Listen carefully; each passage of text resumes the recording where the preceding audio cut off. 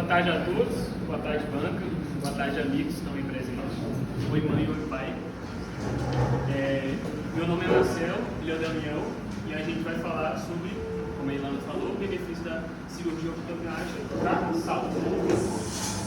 E nosso orientador Pedro. Vamos lá. Essa síndrome é um transtorno caracterizado por obstrução recorrente das vias aéreas superiores durante o adormecimento e ela apresenta alterações no fluxo nasal e bucal. A gente pode ver aqui nessa imagem uma via aérea normal, como o palato relaxado, já pacientes com apneia, como essa via aérea está bloqueada.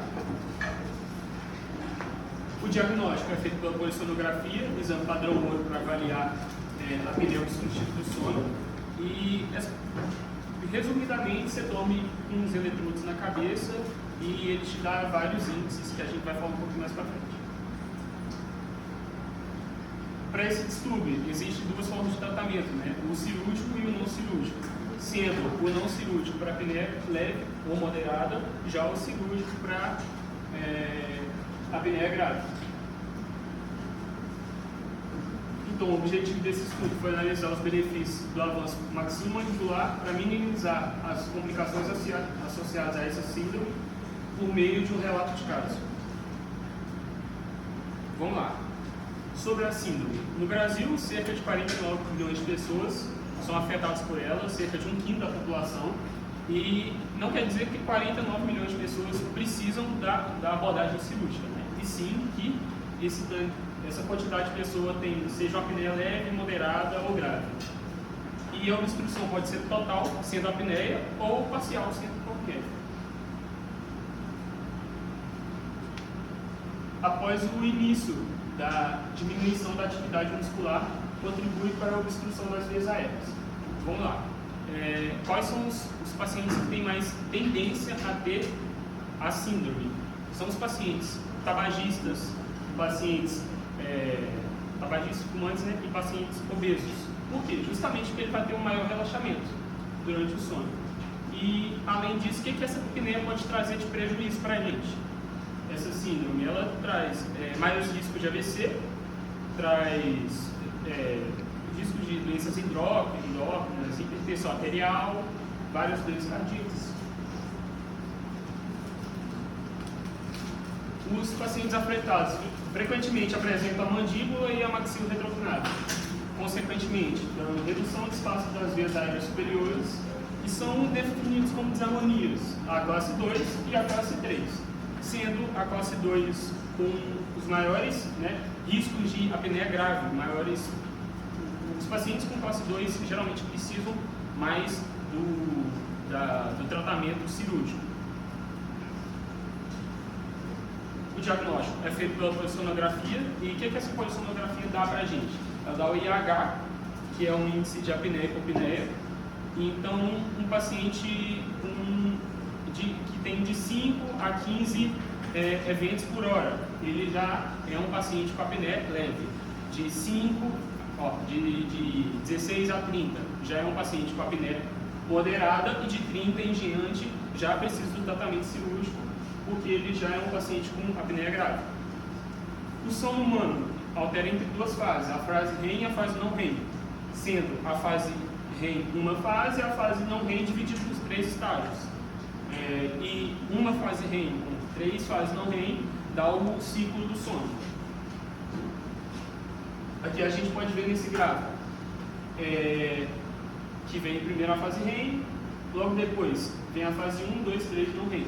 Sendo a fase 1 não REM uma transição entre a fase REM é uma transição assim, a fase 1 ela está muito sugestiva a estímulos, Por exemplo, aquele sono, você acaba de dormir, mas se alguém abre a porta, você já desperta. Já a fase 2 não REM, que aqui é a fase 3, é onde você tem um maior relaxamento. Então ela já não está sugestiva a estímulos, ou seja, qualquer coisa, seu relaxamento está mais profundo, seu sono está mais pesado, e a fase 4 é esse intermedinho que aí volta 3, 2 e volta a não REM. Tratamento conservador. a gente tem o dispositivo de pressão positiva contínua nas vias aéreas, que é o CPAP. O CPAP, ele é o mais utilizado, mas não quer dizer que ele é o mais aceito, justamente pelo desconforto que tem, né? Na hora de dormir, ficar dormindo com isso na cara não é muito confortável. E ela funciona como aplicação de pressão constante, reduzindo a incidência das apneias e hipopneias. Outro dispositivo, né, outros tratamentos conservadores. A gente tem o dispositivo de avanço mandibular, que é o DAN, que a gente pode ver na imagem B, e o dispositivo de estabilizador de língua, que é o DEL, na imagem A. Bom, eu vou falar do tratamento cirúrgico, né, indicado, principalmente de pacientes com índice de apneia e hipopneia grave, né, acima de 30 eventos por hora. E é importante ressaltar que a cirurgia é um procedimento ortocirúrgico, que a gente fala, porque ele tem que ser sempre, né, tem que estar planejado junto com a ortodontia, tanto no pré e ser realizado no pós. O pré, é necessário que a ortodontia gere as discrepâncias para serem trabalhadas durante a cirurgia, e assim, com o ato cirúrgico, no pós-operatório, fazendo uma finalização ortodôntica, consultando algumas questões de encaixe e tudo mais. Aí aqui, algumas imagens de como são feitas as osteotomias, né? Essa aqui é a BSSO, que é a osteotomia de separação sagital, de separação lateral de mão, que aí faz esses cortes aqui, consegue movimentar a mandíbula e toda a musculatura que vai na via aérea, né? Que também sofre colapso, né, durante o sono, que é a musculatura supraioide, que está ligada à mandíbula, ela é avançada junto com a estrutura óssea. A mesma coisa na osteotomia Lefort 1, que é realizada na maxila, que aí está associada à musculatura palatal, à musculatura palato e da faringe. Sobre as complicações da cirurgia, a principal complicação geralmente é a disfunção neurosensorial, que é a parestesia. Muitas vezes temporária, ainda mais se o cirurgião, né, estiver acompanhando ali e der o suporte necessário. Bom, vamos para o relato de caso. Nosso paciente ele foi encaminhado pelo ortodontista, né, principalmente pelas questões faciais, dentárias, mas ele também já tinha uma queixa de apneia, queixa de queixo para trás, né, que é o perfil dele mais birretrudo, mais retrominado. Ele foi junto com a esposa na consulta, a esposa já reclamou muito do ruído, do ronco que ele apresentava, e aí o maxilo, vendo o perfil facial e as queixas do paciente, solicitou uma polissonografia, né, desconfiando de um caso de síndrome da apneia obstrutiva do sono grave, e todos os outros exames para a realização do procedimento. Aí o paciente fez a polissonografia, ele teve a indicação que ele tinha uma ação grave de 43,1 episódios por hora, acima dos 30 episódios que o Marcelo falou. E aí, com o exame de tomografia computadorizada, a gente viu o software do 3D Surgery, onde foi feito o planejamento virtual da cirurgia. A gente consegue também fazer delimitação da área, né, do volume do paciente no pré-operatório e da área da via aérea superior do paciente no pré-operatório. Né, essas imagens mostram. Aqui só uma imagenzinha elucidando como é que é feito esse planejamento. Aqui é uma guia cirúrgica que eles usam composição dentária realizada após a osteotomia, né, de um osso, depois do outro osso, né, maxila e mandíbula, depende da ordem da cirurgia, que foi a mandíbula foi a primeira osteotomia realizada. E aqui ela vai dar a posição dentária ideal que a gente deseja, e aqui é a oclusão, que virtualmente com exame de tomografia e escaneamento, no software a gente consegue já planejar todo o movimento cirúrgico no computador. Aqui está umas imagens, né, já com a fixação com as placas de titânio, os parafusos, com o avanço ósseo realizado. Aqui vocês podem ver esse avancinho de milímetros da estrutura óssea, tanto na maxila e mandíbula. Né? Aqui a metodologia que é estética, mas ela para se acomodar ao perfil facial, no perfil facial do paciente. E aqui a gente vê que, vocês conseguem ver que aqui, ó, é nítido. A estrutura óssea, quanto que avançou, é milímetros. Aí aqui já vemos a foto do paciente no pós-operatório, com um corpo mandibular muito mais equilibrado, né? Muito mais marcado. Até a papadinha ali diminui um pouquinho nessa linha dentro cervical. O perfil mais reto aqui do paciente. Vai ter uma imagem aqui na frente para comparar os dois. Né? E aí, com esse avanço, toda a estrutura que forma a via aérea, que também sofre esse colapso, também é avançada. Assim, gerando uma melhor respiração, um melhor funcionamento, tanto mastigatório, a estética facial, que aqui é nítida, né? Olha o papada, o perfil mais retruso, como melhorou aqui. E além de estética, funcional, a respiração, que é o que a gente está querendo mostrar aqui para vocês no trabalho. Aí tudo mais, aí pega. Aqui é só uma imagem que a gente botou com a cefalometria, a teleradiografia de ramo lateral, do prédio quase também. Só para a gente elucidar, ela não é precisa, ela só mostra como essa mancha radiolúcida da via aérea, ela dá para ver nitidamente como ela vai hoje. Aqui é visual. E aqui a gente vê a sua fixação, né, como pós-operatório. Bom, eu falei, o IH de 43,1 km por hora foi escolhido o tratamento cirúrgico pela indicação de Sals grave. A via aérea, a gente fez com esse software, que é o Dolphin, a gente conseguiu medir também, tanto no pré, tanto no pós, as dimensões da via aérea. E aí a gente vê que as vias aéreas superiores foram de 919 mm quadrados para 1.358 mm quadrados, com uma ampliação de cerca de 47,8 em área, né? E em outros estudos que a gente usou de referência para o nosso trabalho, a gente encontrou 43%, cerca de 43% da variação da área, né, que está ali bem próximo, né? Só que essa variação da área, ela, em volume, ela é uma coisa maior, né, porque é tridimensional. Então, aqui essa imagem que é, na minha opinião, é a imagem mais significativa para mim, assim, visualmente. Então, olha, essa variação de espaço faringe aqui é bem significativa. E a versão pré era 14.919 mm cúbicos e foi para 36.388 mm cúbicos, que dá uma variação de 143,9% de aumento de área. Ou seja, a área mais que dobrou em volume. Então isso já a gente consegue imaginar que a respiração do paciente mudou, né? Melhorou muito. E em outros artigos a gente achou uma variação menor, de 60%, mas com resultados respiratórios de polipneumonia muito bons também. Só que aqui a gente achou 143,9%. Só que essa variação de volume e de área, né, com a estrutura óssea, numa tomografia, o paciente está acordado. E já como a síndrome da apneia obstrutiva do sono é uma condição que o paciente está dormindo, é multifatorial, ela não, só a imagem de tomografia de ampliação, de medição da via aérea não é um parâmetro preciso, vou dizer assim, para a gente determinar quanto o paciente respira melhor. Então foi solicitada uma outra polissonografia, né, do paciente, que foi realizada 4 meses depois do primeiro exame, né?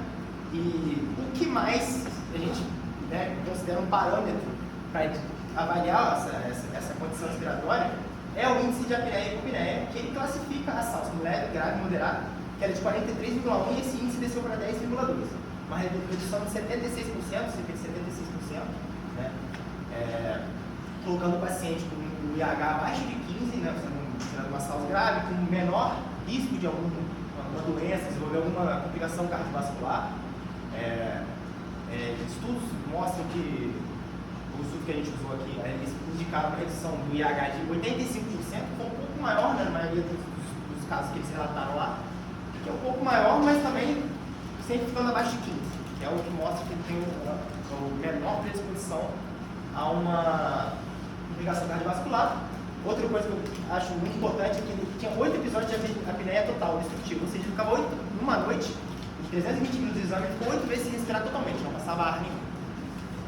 E aqui, depois no exame do pós, ele não teve nenhuma obstrução total, só hipopneias, que são obstruções parciais, né, diminuindo de 186 despertares para 99 e eficiência do sono, que é 88. A eficiência do sono, a gente encontrou variações ali, tudo ficando na faixa dos 80%. 87, depois do pós-operatório, a gente chegou a 88,4%, que é uma eficiência do sono acima de 80, já é muito satisfatória.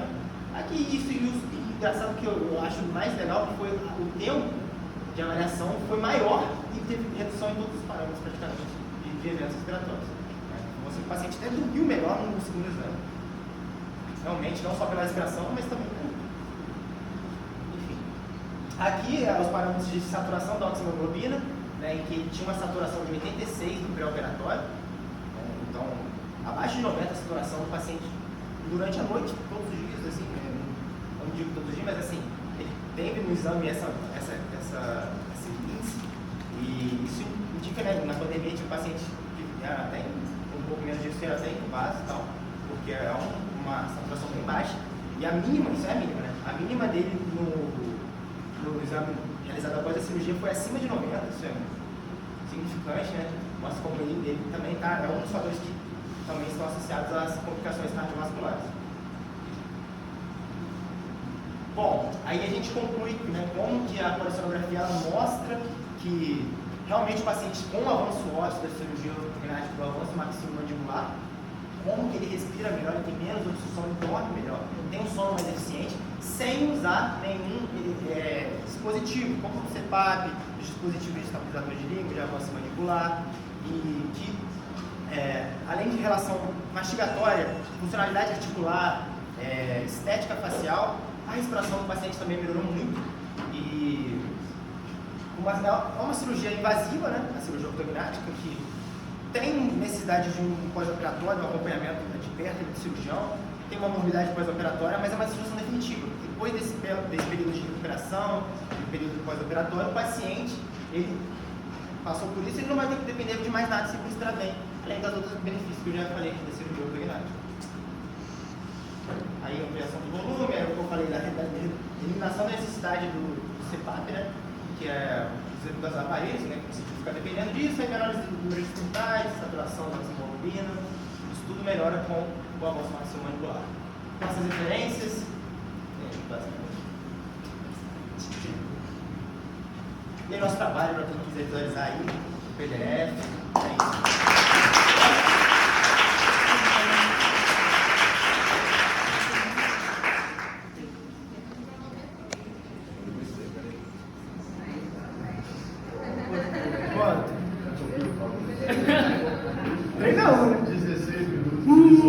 Foi mais rápido, foi mais rápido. Bom, meninos, agora eu vou passar a palavra para o professor Pedro, orientador Pedro, que vai fazer a aula dele. Vamos primeiro, né, Gente, muito obrigada, Pedro, pela oportunidade. Obrigada, rapazes. Vocês estavam tão preocupados, né, para apresentar esse trabalho. Olha, é um trabalho que eu não considero um tema fácil, não é um tema fácil. Vocês defenderam muito bem, o trabalho bem escrito, bem desenvolvido e, assim, uma oportunidade de tratamento para quem tem apneia do sono. A única coisa que eu quero ressaltar aqui é que ele deve ser muito bem indicado. Não é um tratamento em que a gente possa banalizar, não é. É sério e bem indicado, assim, salva a vida de pessoas. Dormir ao lado de quem tem apneia do sono, gente, é uma loucura, porque você acha que a pessoa vai morrer o tempo todo, tá certo? Para quem está junto com a pessoa. Então assim, você acha que ela parou de respirar e que não vai voltar. Então é uma grande oportunidade, parabéns para vocês, parabéns ao Pedro, ao Caí.